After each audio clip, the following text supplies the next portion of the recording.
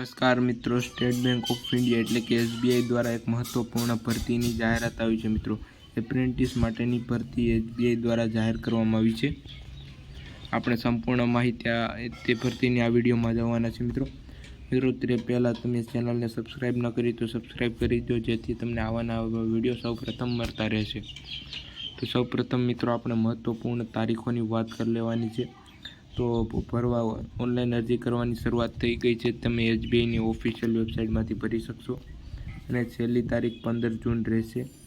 અને ઓનલાઈન પરીક્ષાની સંભવિત તારીખ જુલાઈ મહિનાની રહેશે. મિત્રો, ખાલી જગ્યાઓ વિશે વાત કરી લઈએ તો કુલ ખાલી જગ્યાઓ છે જે 7,150 કુલ ખાલી જગ્યાઓ છે. ગુજરાતમાં 276 જેટલી જગ્યાઓ ફાળવવામાં આવી છે.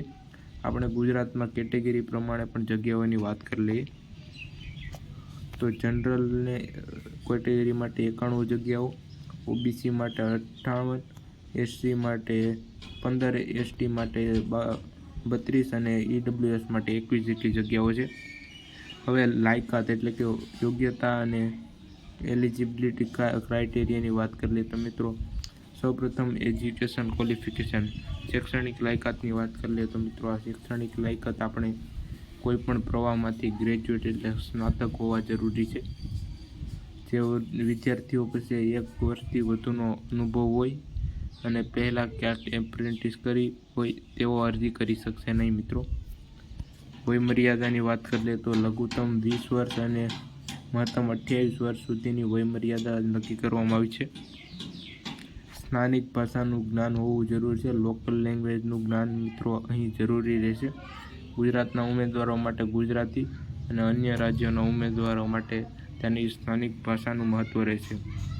હવે પગાર અને ટ્રેનિંગના સમયની વાત કરી લઈએ તો ટ્રેનિંગનો સમય 1 વર્ષ એટલે કે 12 મહિના રહેશે અને માસિક પગાર 15,000 પ્રતિ માસ રહેશે.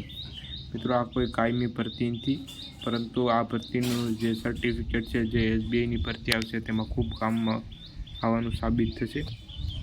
હવે પસંદગીની પ્રક્રિયાની પણ વાત કરી લઈએ તો સૌપ્રથમ ઓનલાઈન એક્ઝામ થશે, પછી સ્થાનિક ભાષાની કસોટી થશે, ત્યારબાદ મેડિકલ એક્ઝામિનેશન અને ડોક્યુમેન્ટ વેરિફિકેશન થશે.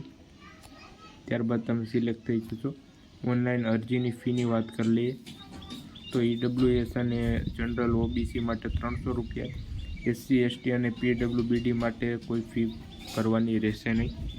ઓનલાઈન અરજી કેવી રીતે કરવી તો NAPS નામના પોર્ટલમાં તમારે અરજી કરવાની રહેશે અથવા SBIની કરિયર પેજની તમારે કાયમી મુલાકાત લેતી રહેવાની રહેશે. ત્યારબાદ ફોર્મ સબમિટ કર્યા બાદ તમે આ ફોર્મ ભરી અને તમે આ માટે અરજી કરી શકશો. ફીની ચૂકવણી પણ ઓનલાઈન કરવાની રહેશે. મિત્રો, વિડીયો ગમે તો લાઈક અને ચેનલને સબસ્ક્રાઈબ કરવાનું ભૂલતા નહીં. જય હિન્દ, જય ભારત.